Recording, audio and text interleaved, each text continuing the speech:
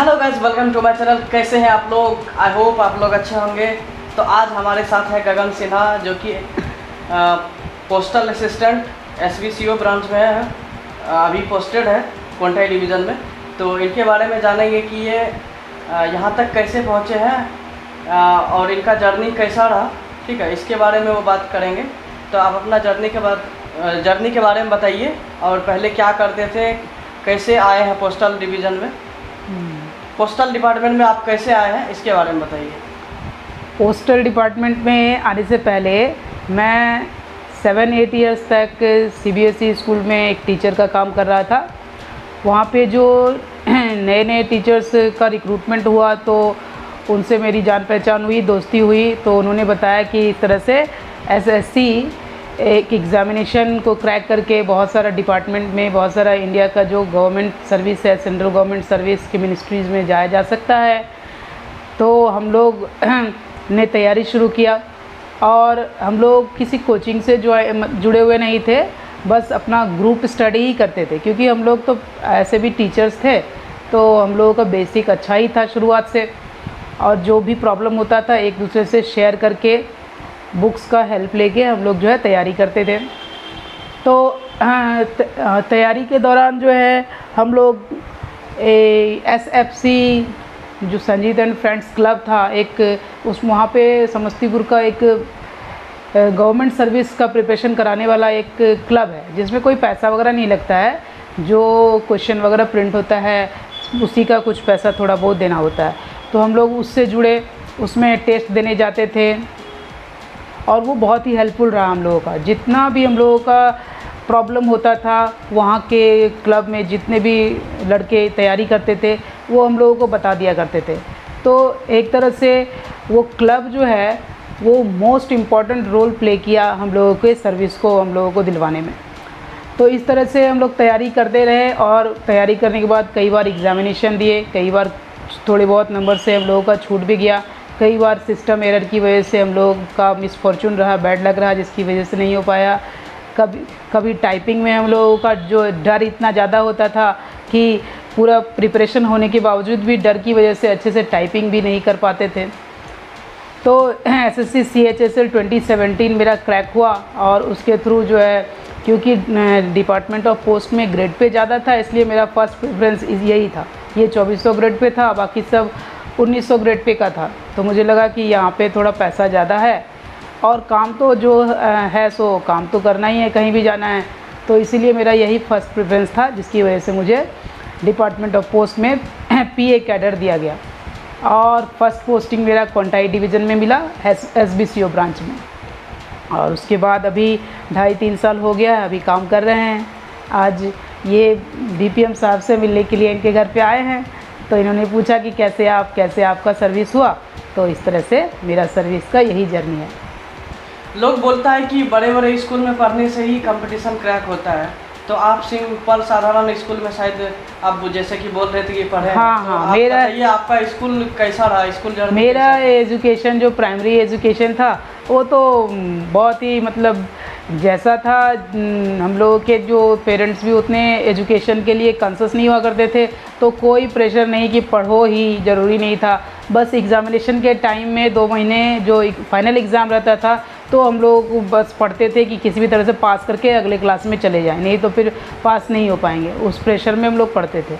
हाँ, और कोई ऐसा नहीं कि पढ़ना ही है और इंग्लिश मीडियम स्कूल से पढ़ना है, ऐसा कुछ नहीं। हम लोग बस गवर्नमेंट स्कूल से ही पढ़े थे, और बस हम मेन जो मेरा प्रिपरेशन हुआ, हाँ, बिहार बोर्ड गवर्नमेंट स्कूल से ही हम लोगों का स्कूलिंग हुआ। हम लोगों का यूनिवर्सिटी कॉलेज सब जो है हिंदी मीडियम से ही रहा।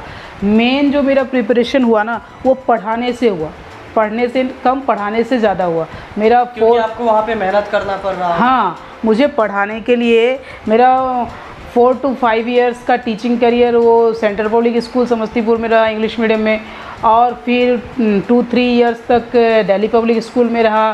तो पढ़ाने के लिए मुझे खुद से प्रिपरेशन तो लेना ही पड़ता था, ताकि किस तरह से जो है टॉपिक को इतना आसानी से डील किया जाए कि सभी समझ ले।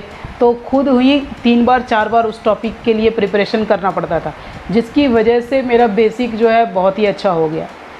पढ़ने की वजह से मतलब स्टूडेंट लाइफ में मेरा कोई बेसिक अच्छा या कोई ऐसा कुछ अचीवमेंट एजुकेशन में नहीं, लेकिन पढ़ाने की वजह से मुझे ऐसा फील हुआ कि मेरा बहुत ही अच्छा एजुकेशन का जो ग्राउंड है वो बैकग्राउंड बहुत ही अच्छा हुआ, वो सिर्फ़ और सिर्फ पढ़ाने की वजह से।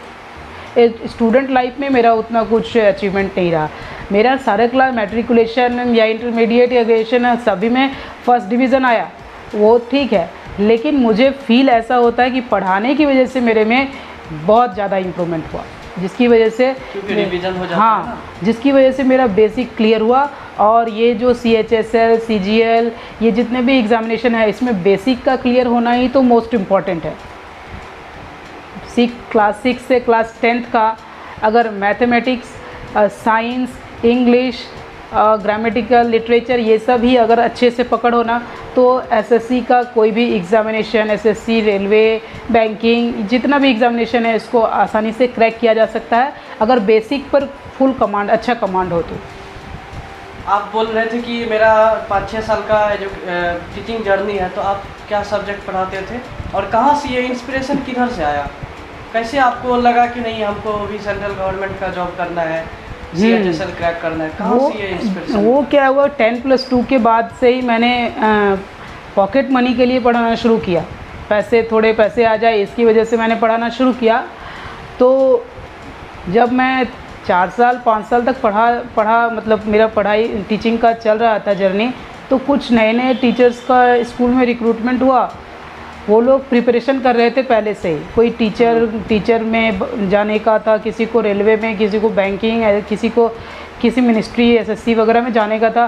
तो उन लोगों से जब मेरी बातचीत हुई तो उन्होंने बताया कि हम लोग तो टीचिंग भी करते हैं और अपना प्रिपरेशन भी कर रहे हैं साइड बाय साइड। तो मुझे लगा कि क्यों ना इन लोगों के साथ मिलके थोड़ा प्रिपरेशन करके देखा जाए कि आखिर किस स्टैंडर्ड का क्वेश्चन आता है। अगर सेंट्रल गवर्नमेंट का सर्विस में अगर मेरा भी अगर कोई चांस मुझे भी है जाने का तो देखा जाए क्वेश्चन का लेवल। तो क्वेश्चन का लेवल फर्स्ट में मैं क्वेश्चन का लेवल ही देखना चाहता था कि किस लेवल का क्वेश्चन आता है। जब मैंने देखा कि क्वेश्चन का लेवल तो बेसिक रहता है, मतलब क्लास 6 से क्लास 10th के स्टैंडर्ड का ही 80 to 90% ऑफ क्वेश्चन रहता है क्लास 6 से क्लास 10th के स्टैंडर्ड का। तो मुझे वो लगा कि ये तो रास्ता बड़ा आसान है मेरे लिए, सेंट्रल गवर्नमेंट के सर्विस में चले जाऊंगा। फिर बाद में टाइम निकाल कर मुझे टीचिंग अच्छा लगने लगा था, क्योंकि मैं सालों से उससे जुड़ा हुआ था। मुझे पढ़ाने में ऐसा लगता था कि मेरा एक तरह से वो गेम की तरह है, स्पोर्ट्स की तरह मज़ा आता था। टाइम बहुत ही, मैं करीब शुरुआत में 12 to 14 आवर्स पढ़ाया करता था। सुबह 6 बजे से रात के करीब 9 बजे 10 बजे रात तक मैं पढ़ाया करता था। तो मुझे उसमें कोई थकावट, कोई एग्जॉस्टमेंट ऐसा नहीं लगता था कि अब मैं बहुत थक गया हूँ, इतना काम नहीं कर पाऊँगा, तो मुझे अच्छा लगता था। लेकिन जब मुझे पता चला कि सेंट्रल गवर्नमेंट का सर्विस इस एग्ज़ामिनेशन को क्रैक करके लिया जा सकता है और जो एग्ज़ामिनेशन सिलेबस भी हार्ड नहीं है और सिलेबस भी उतना ये नहीं है कि मेरे पहुंच से बाहर है, ये तो बेसिक ही है, 6 to 10th लेवल का है, 80 to 90% ऑफ क्वेश्चन।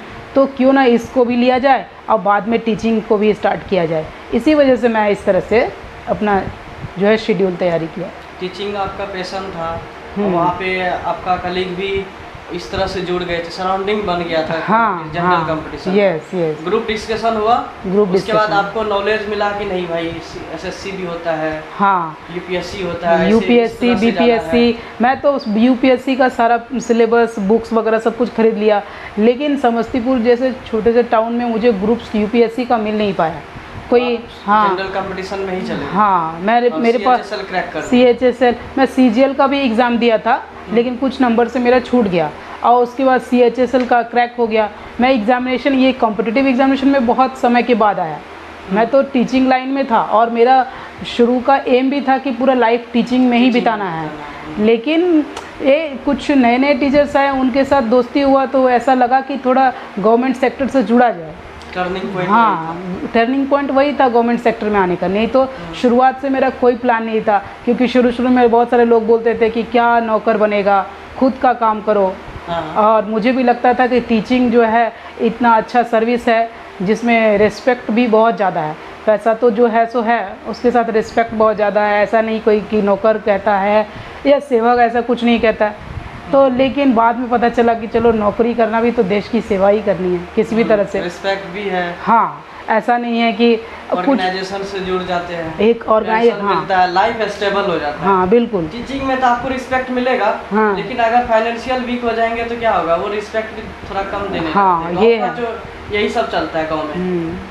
आप अगर नौकरी कर रहे हैं, पैसा कमा रहे हैं तो वाह, बहुत अच्छा, रिस्पेक्ट। हाँ ज़्यादा अगर नौकरी कर भी रहे हैं और पैसा कम कमा रहे हैं, फिर हाँ। भी रिस्पेक्ट नहीं देगा। पैसा भी कमा रहे हैं, नौकरी भी कर रहे हैं, सैलरी आ रहा है ज़्यादा, हाँ। वाह बाबू। इसी वजह से क्योंकि लोग ज़्यादातर पैसे को वैल्यू देते हैं, वैल्यू देते हैं। हाँ, इस वजह से ही सर्विस, गवर्नमेंट सर्विस नहीं तो मेरा गवर्नमेंट सर्विस तो मुझे नहीं लगता है कोई पैशन रहता है किसी का। हाँ, बस रिस्पेक्ट लेने के लिए, बस, हाँ। सैलरी ज़्यादा हो, ये है, स्टेबिलिटी ज़्यादा है, बस बस इसीलिए सोचता हम भी चलो उसी में कूद जाते हैं। हाँ, बस एक श्योरिटी रहता है, लोगों का भरोसा रहता है कि चलो कुछ परमानेंट जॉब कर रहा है, ऐसा और कोई बात नहीं। नहीं तो अगर देखा जाए तो पैसा, रिस्पेक्ट और बहुत ज़्यादा मेरा मन भी टीचिंग में ही लगता है, इस वजह से। तो इनका प्लानिंग भी टीचिंग ही है, मतलब इनका भी यूट्यूब चैनल अब जनरेट हो जाएगा, यूट्यूब चैनल इनको बना देंगे। तो ये अपना जो भी इनका डेली रूटीन होगा या फिर जिस तरह से इनका वीडियो बनाने का प्लानिंग होगा ये करेंगे और आपको हमेशा गाइड करते रहेंगे। क्योंकि पोस्टल डिपार्टमेंट में आने के लिए एक तो GDS के थ्रू आता है 10th बेसिस पे, और दूसरा है कि आप CHSL के थ्रू आते हैं, कंबाइंड हायर सेकेंडरी लेवल, जो 12th बेसिस पे आपका सिलेक्शन होता है CHSL, और इनका रैंक 26 था ऑल इंडिया रैंक। और MTS के थ्रू आते हैं मल्टीटास्किंग स्टाफ, वो भी सेंट्रल गवर्नमेंट का ही जॉब होता है, जो कि सेंट्रल गवर्नमेंट का सबसे छोटा जॉब होता है, ग्रुप D लेवल का, ठीक है। MTS होता है मल्टीटास्किंग स्टाफ। उसके बाद आप CGL के थ्रू आते हैं, कंबाइंड ग्रेजुएट लेवल, ठीक है। वो CGL के थ्रू इंस्पेक्टर बनते हैं, इंस्पेक्टर ऑफ पोस्ट, और भी बहुत सारे इंस्पेक्टर लेवल का आदमी बनते हैं। और उसके बाद UPSC तो है ही टॉप पे, UPSC के थ्रू आप सुपरिटेंडेंट ऑफ पोस्ट बनते हैं। तो इनका जो कैडर है PA कैडर है। तो अभी SVCO ब्रांच में जहाँ पे वाउचर चेकिंग होता है, जितना भी डिवीज़न में काम होता है, वाउचर का डिपॉजिट विड्रॉल, कोई भी वाउचर वगैरह हो, तो सब वहीं पे SVCO में ही चेक किया जाता है, जो कि हम पहले ही वीडियो में थोड़ा सा एक हिंट दिए थे, लेकिन इस वीडियो में पूरा तरह से बता देंगे कि SVCO का क्या काम होता है। तो SVC इनका तो ब्रांच SVCO है, पोस्टल असिस्टेंट आप काउंटर पे भी बैठते हैं, ऑफिस असिस्टेंट भी बन सकते हैं, तो जिसका जो चॉइस होता है वो कर लेते हैं। तो इनका SVCO भेजा गया है क्योंकि इनका रैंक बहुत अच्छा था, 26 रैंक। तो एक रिस्पॉन्सिबल सीट होता है SVCO का, कुर्सी है, तो वहाँ पे उनको भेजा गया, तो ये रिस्पॉन्सिबिलिटी ज़्यादा लेना पड़ता है, तो वो वहाँ पे अभी पोस्टेड है। आप लोग भी आ सकते हैं, बस आप लोग को फोकस करना है। तो इनका इंग्लिश बहुत स्ट्रॉन्ग था, और CHSL या CGL में इंग्लिश बहुत काफ़ी रोल प्ले करता है अच्छा रैंक लाने के लिए। मैथमेटिक्स एंड इंग्लिश और मैथमेटिक्स, GK GS तो थोड़ा बहुत रहता ही है, रीजनिंग भी रहता है, और कंप्यूटर का थोड़ा बहुत नॉलेज रखना पड़ता है, टाइपिंग वगैरह सब आजकल जानता है। तो मेनली आपका मैथ और इंग्लिश अगर अच्छा रहा तो आप क्रैक कर सकते हैं। यस, बिल्कुल बिल्कुल। इंग्लिश में मास्टर थे, क्योंकि 5, 6, 7 साल का जर्नी था टीचिंग में। इंग्लिश अच्छा था ही, बस नॉलेज नहीं था कि भाई हमको आगे कैसे बढ़ना है। इनको लग रहा था कि नहीं, टीचिंग से ही आगे बढ़ जाएंगे, क्योंकि बचपन से ही टीचर को देखते होंगे और इंस्पायर होते होंगे, टीचर का रिस्पेक्ट ज़्यादा होता है। लेकिन जब जैसे जैसे दूसरे जगह गए, इवोल्यूशन हुआ, लोग से मिले, ठीक है, सराउंडिंग चेंज हुआ, तो क्या हुआ, कंपटीशन दुनिया से जुड़ गए, ठीक है। कॉम्पिटिटिव दुनिया से जैसे ही जुड़े, तो क्या क्या जो चीज़ की ज़रूरत होता है आगे बढ़ने के लिए, एग्ज़ाम फाइट करने के लिए, वो चीज़ की है। इंग्लिश तो इनका अच्छा था ही, और बिहार बोर्ड वाले का मैथ्स अच्छा होता है, और GK GS तो थोड़ा बहुत कमांड करने से हो जाता है। तो CHSL आप क्रैक कर सकते हैं, भले हम क्रैक नहीं किए, ये क्रैक कर दिए। मेरा तो एम कुछ अलग था, तो हम गलती से बाई मिस्टेकली इधर आ गए, लेकिन अभी लाइफ पूरा सेट है, और इनका भी लाइफ सेट है, ठीक है। तो आप लोग भी इंस्पायर होइए इनसे कि ये कैसे आगे बढ़ गए। बिहार बोर्ड का बच्चा थे, बिहार बोर्ड का स्टूडेंट होने के बावजूद होता है कि CBSE ICSE बोर्ड से पढ़ता है, बड़े कॉलेज यूनिवर्सिटी में पढ़ता है, तब एग्ज़ाम निकालता है। ऐसा कुछ नहीं है, छोटे स्कूल से ही पढ़े, लेकिन डेडिकेशन एक था कि हमको कुछ आगे बढ़ना है, कुछ करना है, आगे बढ़ना है, नाम रोशन करना है, इस वजह से। अभी हम मेरे और इनका रूम का डिफरेंस है लगभग 13-14 किलोमीटर, फिर भी मेरे से मिलने आए क्योंकि इनको यूट्यूब पे कुछ अच्छा करना है, आप लोग से जुड़ना है, इनको थोड़ा बहुत हिंट लेना है और अपना लाइफ जर्नी को शेयर करते हैं, आपके सामने शेयर करना चाह रहे थे, इसी वजह से आए हैं। तो वीडियो को अच्छे से देखिए, ठीक है, समझने की कोशिश कीजिए और भी इनसे बहुत कुछ बात करेंगे। मिलते हैं थोड़ा देर के बाद, चाय पी लेते हैं क्या? हाँ। Hello friends. तो मैं बोल रहा था कि बिहार में या बहुत सारे ऐसे जगहों पे होता है कि आपने पढ़ाई लिखाई कर ली है, तो पढ़ाई लिखाई जैसे आपने ग्रेजुएशन कर लिया है तो बहुत सारे लोग आपसे बोलना शुरू कर देते हैं कि इतना पढ़ाई लिखाई करने का क्या फ़ायदा जब आप एक प्यून का भी एग्ज़ामिनेशन नहीं क्रैक कर सकते, तो फिर इतना पढ़ने का क्या फ़ायदा। मैं भी उसी दौर से गुजर रहा था। मैं तो स्कूल में इंग्लिश लैंग्वेज एंड लिटरेचर का टीचर था। मैंने करीब 7 to 8 ईयर्स जो है टीचिंग का जॉब किया। मैंने जब 2017 में एग्ज़ामिनेशन मेरा क्रैक हुआ तब भी मैं टीचर ही था और मैं उस एग्ज़ामिनेशन क्रैक होने के 2 साल तक 2020 तक, मेरी ज्वाइनिंग तो नवंबर 2020 में हुई, तब तक मैं स्कूल से जुड़ा ही हुआ था, मैं टीचर ही था, पढ़ा ही रहा था। बीच में तो कोरोना आ गया था तो ऑनलाइन क्लासेस में लेता था। तो मेरे इस सर्विस में आने का जो मेन जो जरिया है वो है मेरे फ्रेंड सर्कल। वो लोग जो प्रिपरेशन भी करते थे और स्कूल में पढ़ाने के लिए भी ज्वाइन कर लिए थे, तो उन्हीं लोगों के माध्यम से मुझे पता चला कि इस तरह से एग्ज़ामिनेशन का प्रिपरेशन होता है और एसएससी एग्ज़ामिनेशन कंडक्ट करवाती है, स्टाफ सिलेक्शन। तो उसके थ्रू जो है बहुत सारे इंडिया का बहुत सारी मिनिस्ट्रीज में जो है वो जॉब मिलता है, सेंट्रल गवर्नमेंट सर्विस पाई जा सकती है। तो उन लोगों के साथ रहकर ही मैंने प्रिपरेशन शुरू किया। 2-3 साल मैंने भी प्रिपरेशन किया, लेकिन मैं कंटिन्यूसली प्रिपेयर नहीं कर पाता था क्योंकि मैं तो टीचिंग सेक्टर से जुड़ा हुआ था। स्कूल भी 3 से 4 घंटे, बाद में मैंने 3 से 4 घंटे हाफ टाइम कर दिया। शुरुआत में तो 6 घंटे पढ़ाता था। मैं होम ट्यूशन लेता था, कोचिंग भी मेरी थी अपनी खुद की, तो वहाँ भी पढ़ाता था। तो शुरुआत में मैं उन लोगों के साथ बहुत ही कम समय व्यतीत कर पाता था, लेकिन धीरे धीरे जो है मुझे ऐसा लगा कि थोड़ा ज़्यादा अगर अटेंशन दिया जाए तो बेटर रहेगा। एग्ज़ामिनेशन को क्रैक करना तो बहुत ज़रूरी है। अच्छा ये बताइए कि CHSL में जो आप क्रैक कर दिए CHSL में, उसका सिलेबस क्या होता है और वो कौन दे सकता है, कौन एलिजिबल होता है देने के लिए, और उसके लिए कितना एजुकेशन, मिनिमम एजुकेशन होना चाहिए? CHSL का जो मिनिमम एजुकेशन 10+2 है और 18 ईयर्स ऑफ एज होना चाहिए कम से कम मिनिमम। इसके अलावा ऐसा नहीं है कि एकेडमिक करियर में आपका कोई फर्स्ट डिवीज़न, सेकंड, थर्ड ऐसा कुछ नहीं है। आप 33% भी लाए हैं तो कोई प्रॉब्लम नहीं है। आपको SSC बोर्ड के द्वारा कंडक्ट किया जाने वाला CHSL के एग्ज़ामिनेशन को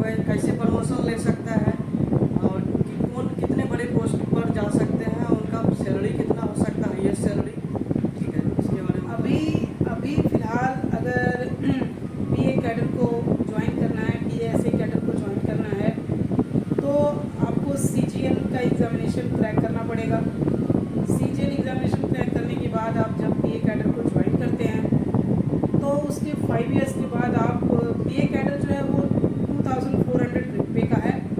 आप BA कैडर ज्वाइन करने के 5 ईयर्स के बाद अकाउंटेंट के एग्जामिनेशन में बैठ सकते हैं। डिपार्टमेंटल एग्जामिनेशन होता है अकाउंटेंट का, तो अगर आप एग्जामिनेशन को अच्छे तरह से सक्सेसफुली पास करते हैं तो आपका ग्रेड पे 2800 हो जाएगा। फिर आप उसके बाद 4 ईयर्स के बाद जो है इंस्पेक्टर ऑफ पोस्ट का एग्जामिनेशन दे सकते हैं।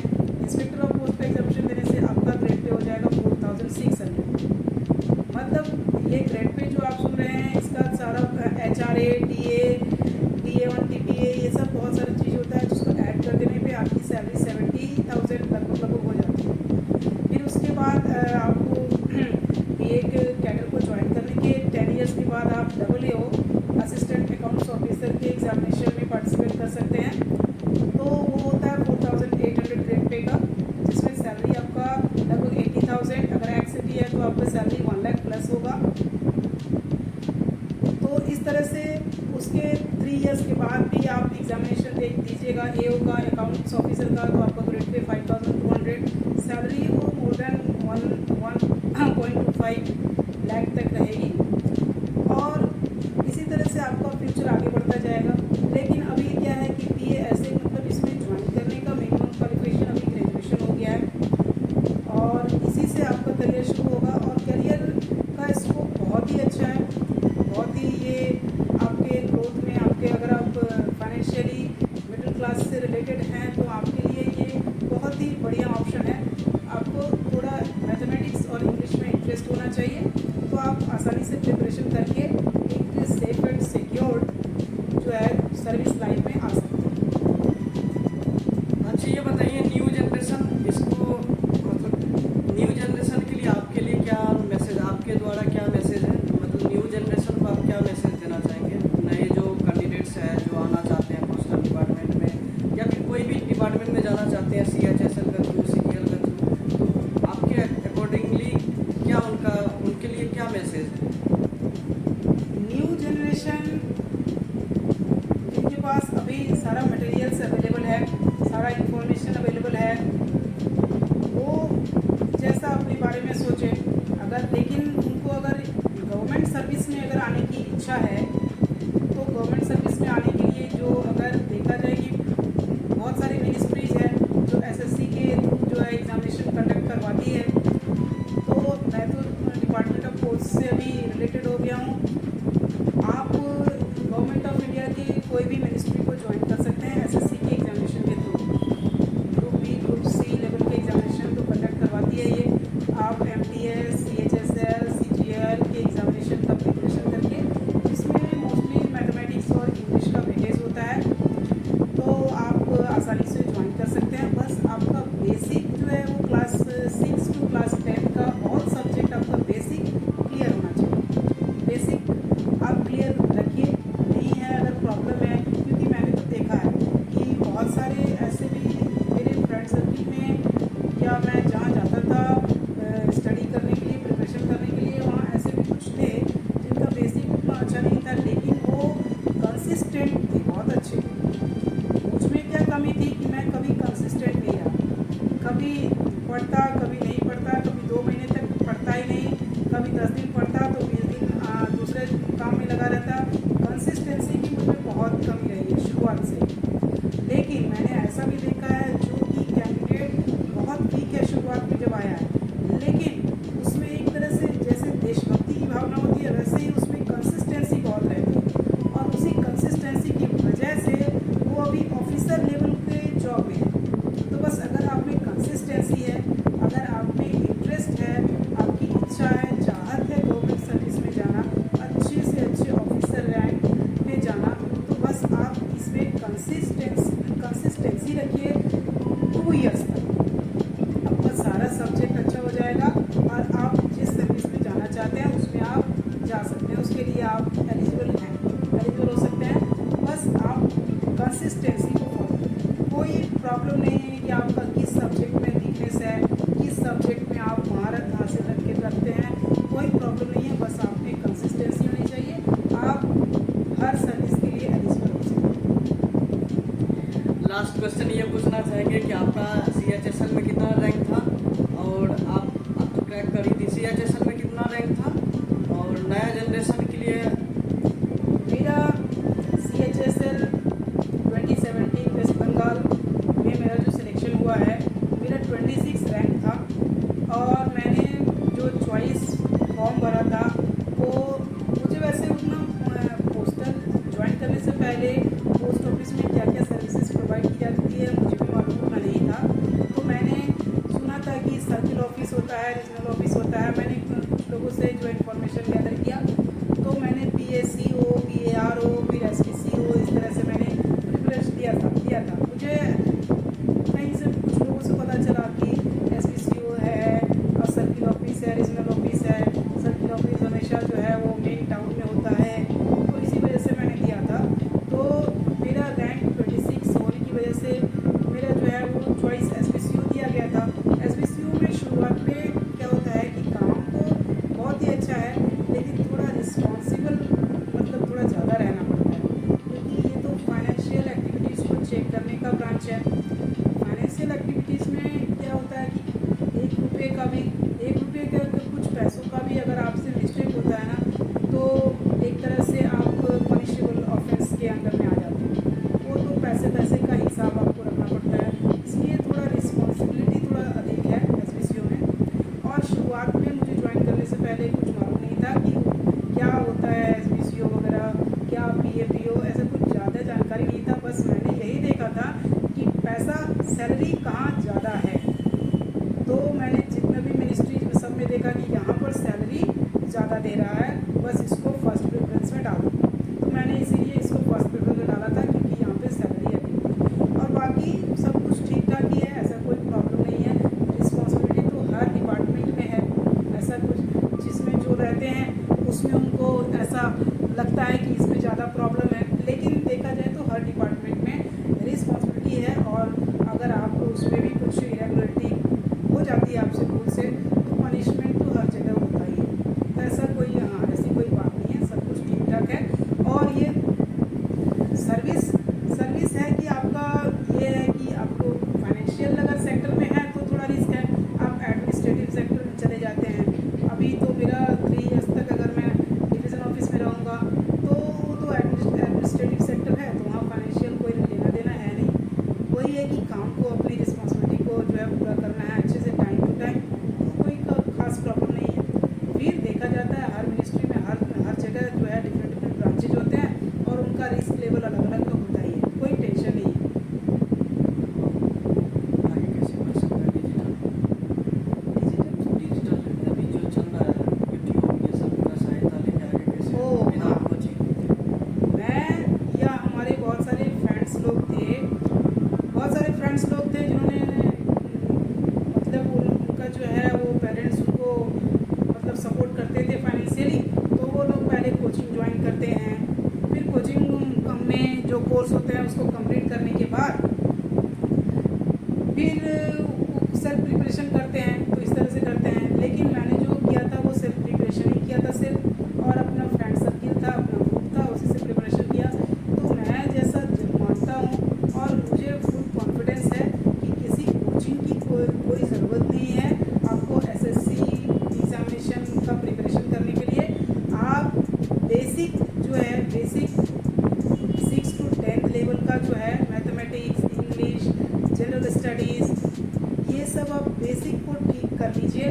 उसके बाद जो है आप खुद से प्रिपरेशन कर सकते हैं, लेकिन आपके पास एक अच्छा एटमॉस्फेयर होना चाहिए फ्रेंड्स का। फ्रेंड सर्किल आपकी अच्छी होनी चाहिए, जिनमें कंसिस्टेंसी और डेडिकेशन होना बहुत ज़रूरी है। ऐसा नहीं कि ठीक है एग्ज़ामिनेशन अच्छा गया, क्रैक हुआ तो हुआ, नहीं हुआ तो नहीं हुआ, एग्ज़ाम देने नहीं जा रहे हैं, थोड़ा पार्टी फंक्शन करने जा रहे हैं, घूमने जा रहे हैं, ऐसा रहने पे तो आपको बहुत टाइम लग जाएगा और चांसेस भी नहीं है होने के, क्योंकि बहुत सारे कंपटीशन इतना है कि 5000 अगर वैकेंसी होती है तो 50 लाख जो है कैंडिडेट इसमें जो अप्लाई करते हैं। तो 50 लाख में आपको जो है आपको 5000 में आना पड़ेगा, तब जाके आपका होगा। और आप तो जानते हैं IIT मेडिकल से कम नहीं। हाँ, अनएम्प्लॉयमेंट इतना ज़्यादा है कि यहाँ पर जी जान से लगे हुए हैं कैंडिडेट तैयारी करने में, एकदम पूरे दिन रात उठते हैं तो वो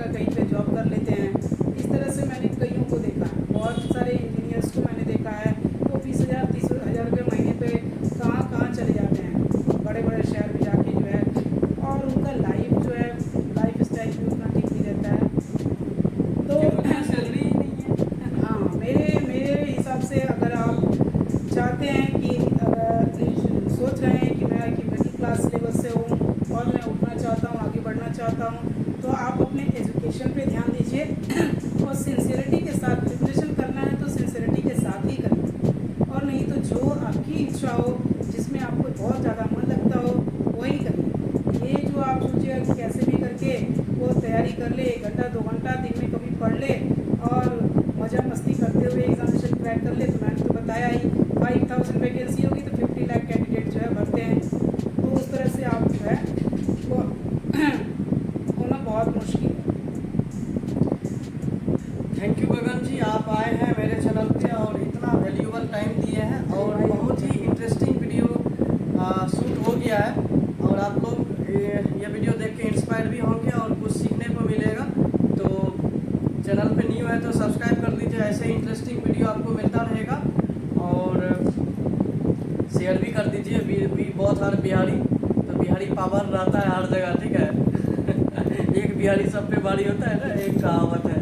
तो जो बिहारी लोग हैं तो वो लोग तो देखें ही, वीडियो को देखिए और जो अदर स्टेट का है और जो सोचते हैं कि सरकारी नौकरी लेना है तो वो तो भाई वो भी देखिए, शेयर कीजिए ताकि सब लोग भी इंस्पायर हो और आगे बढ़े, ठीक है, गलत फहमी में नहीं रहे। तो यहाँ तक आने के लिए थैंक यू, बहुत अच्छा लगा। और कुछ लास्टली बोलना चाहेंगे तो बोल दीजिए। नहीं, धन्यवाद, थैंक यू, बहुत अच्छा लगा। आप नेक्स्ट टाइम आते हैं वीडियो, भाई इनका चैनल भी क्रिएट कर देंगे तो वो अपने चैनल पे वीडियो डाल देंगे, ठीक है, पे आगे वीडियो डालेंगे, देखते रहिएगा, ठीक है। ओके। मिलते हैं।